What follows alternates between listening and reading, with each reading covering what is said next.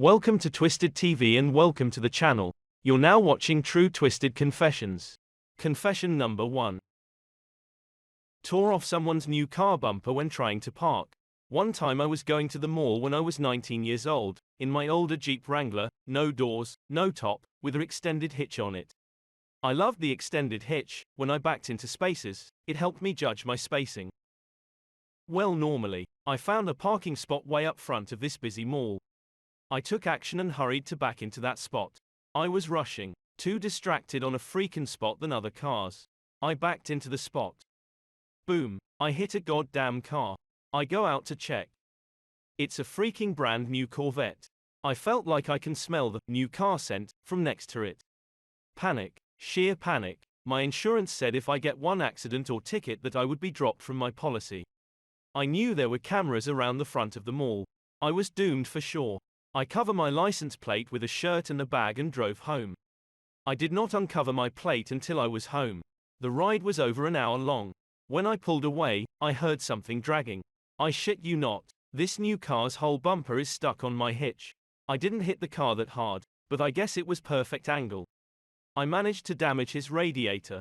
I know what a radiator is because mine was going bad. I fought the bumper off. Left it in the spot I was supposed to be parked in. I drove off, stopped before leaving the parking lot, grabbed a paper, pen and wrote down my information. I put it on the wiper and got back into the Jeep. I went 2 lights down, went back to the damaged car and took my note back. Went home, stayed home. I learned the saying, women driver, no survivor. Never shared before, never got caught either. Confession number 2. I stole the Student of the Week's Rewarded Student of the Week pencil. In first grade 1 committed my first theft. I was never caught. Today I'm confessing to all of you here that I stole the Student of the Week's pencil. What's bad about it is he was actually my first crush and I'm still not sure why I did him so dirty like that. Except for the even worse fact that I had been awarded Student of the week prior. All I can say for myself is I truly thought I had been the best student that week. I don't remember doing anything particularly special, but I know I was sure of that. Now, I'm 100% sure I did not deserve that pencil that week. Confession number 3. I stabbed a boy in elementary school due to being bullied. I'm posting another one because I have so many. So when I was in first grade 1 was being bullied every day by this boy in my class. I went home after a while and told my parents. They told me next time he puts his hands on me to up my fist and punch him in the nose. So a couple days go by, we're in class, he starts being rude. We were supposed to be writing. So he's talking to me being rude, so when he turned his back to me I had my pencil close to his back and when he moved it stabbed him and peeled his skin up. I still remember his name was Craig. Of course when I went home I was in a lot of trouble because the note said something about me stabbing another student in the back. My parents were not happy and I bet his weren't either. He also rode the same bus home as me and we had the same stop. So we were on the same street and his house was first. So we had to walk past his house to get to mine. Every day after the incident, we would walk home, stop at his house, and he would bring me out a popsicle. I think that was a good apology. I'm not sure whose was better, I think his.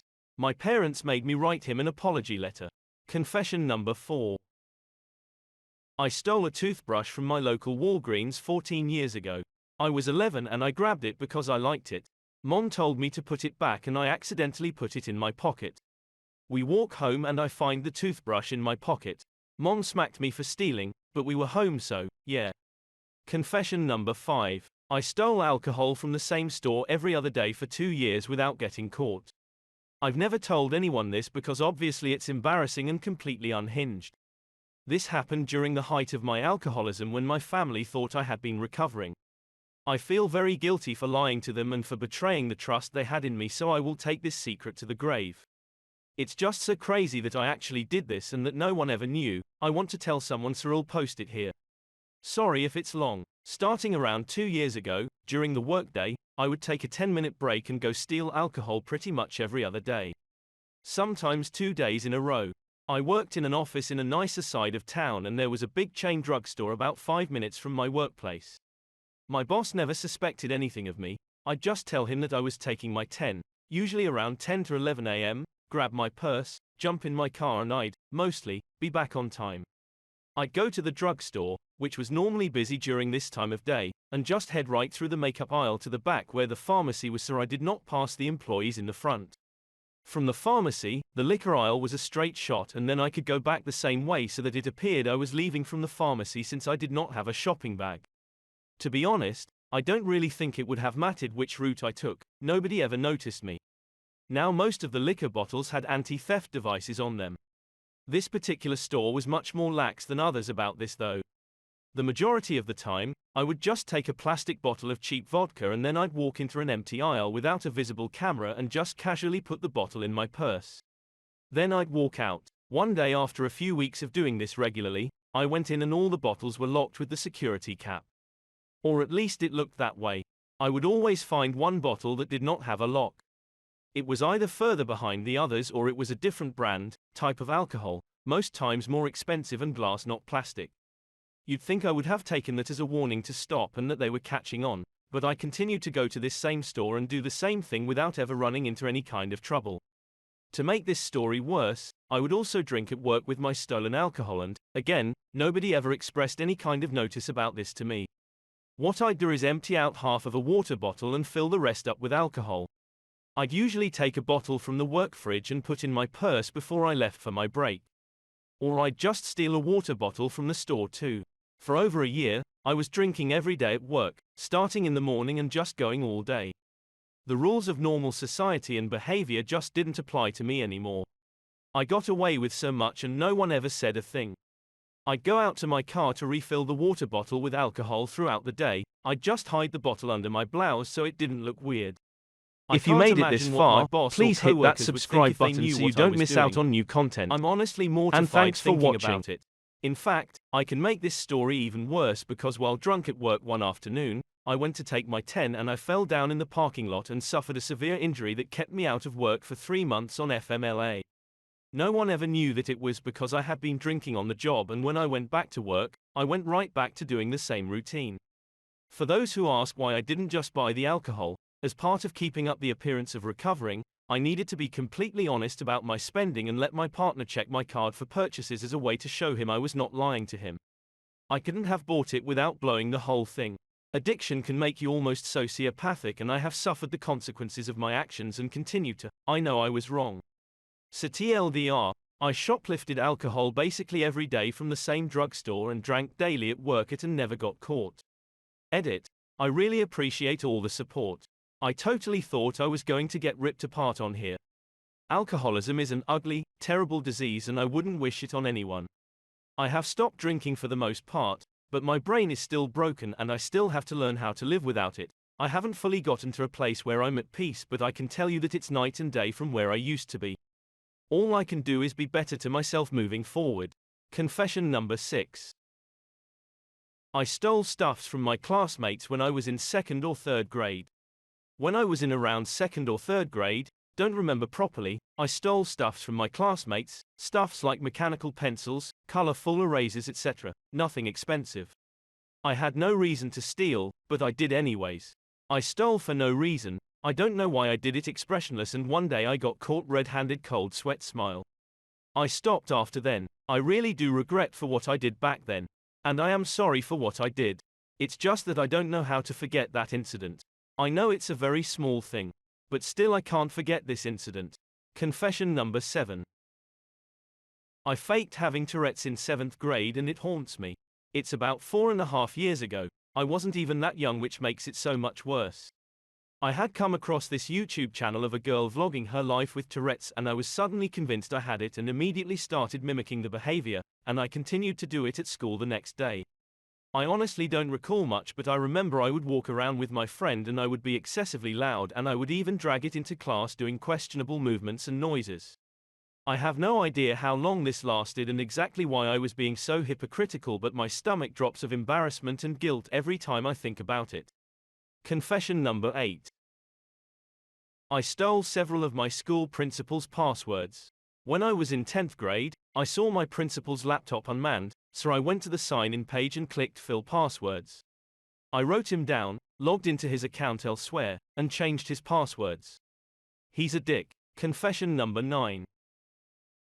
I accepted a counterfeit $50 bill, then passed it to another customer. This was decades ago when I worked retail, well past the statute of limitations.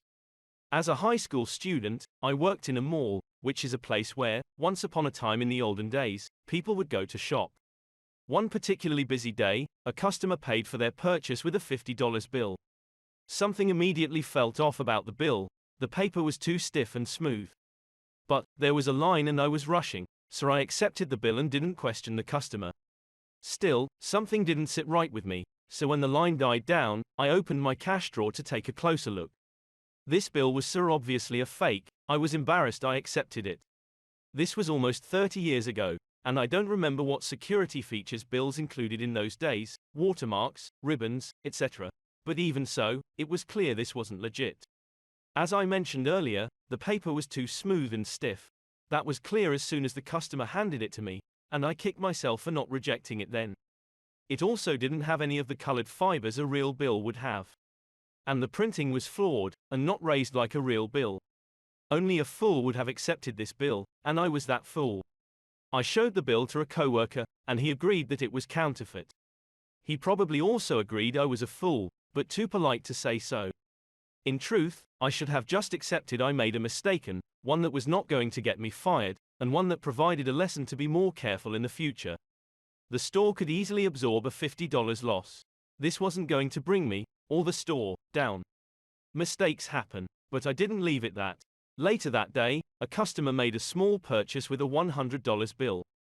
In a move I still feel guilty for, I decided this was my opportunity to get rid of that bill. Realizing that the feel of the $50 bill was an immediate clue that the bill wasn't legit, I sandwiched it between other bills that made up the customer's change, $10, $50, $20, I forget the actual denominations. This way, the customer wouldn't feel the counterfeit paper until he left the store. If I felt any relief from getting rid of the counterfeit bill, it was short-lived and replaced by guilt. This was an extremely stupid thing to do. Obviously, the second customer was an innocent victim and didn't deserve what I did. Also, he was far more likely to remember what store, and even which cashier, gave him the fake bill than I was to remember or encounter the customer who passed it in the first place. As far as I know, there were no repercussions from this, other than my guilty conscience and being on Santa's naughty list. Confession number 10. When I was 16, I stole my brother's car and ghost rode the whip. When I was 16, I took the keys to my big brother's car, who was in prison at the time, and made a copy. I would wait for my parents to be asleep and then slowly drive it out of the neighborhood to pick up my friends. One day we went to Walmart and got a huge bucket of lard and rubbed it across the hood of the car. We then went to the industrial district and put the car on cruise control, got out, and slid across the hood. We crashed it into a concrete barrier. I just took it back and left it in the driveway, and not a soul knows to this day. Confession number 11. I used to be a drug dealer and now I'm an elementary school teacher. I was out of work in 2020 and sold quite a few drugs to pay the bills. Now I'm an elementary school teacher in the same town. I'm worried one or more of the parents will recognize me. Confession number 12. I spilled waste from my RV at the dump station and didn't clean it up. This was the last trip of the year. Waste tank was full. Went to the dump station, hooked up the hose, started draining and walked away. Unbeknownst to me, the hose fell out of the receiver and dumped 30 gallons of nasty poop and pee all over. Made a cursory attempt to clean up but it was hopeless. Cleaned up my hose and left. What a disgusting mess. Well, that was certainly twisted. I hope you enjoyed True Twisted Confessions. Please hit that like button and punch that subscribe in the face so you don't miss out on new content. We upload new content weekly. You are only eligible for extra perks and giveaways if you're subscribed. So hit that subscribe button and we will see you on the next one. Until then, stay vigilant, my friends.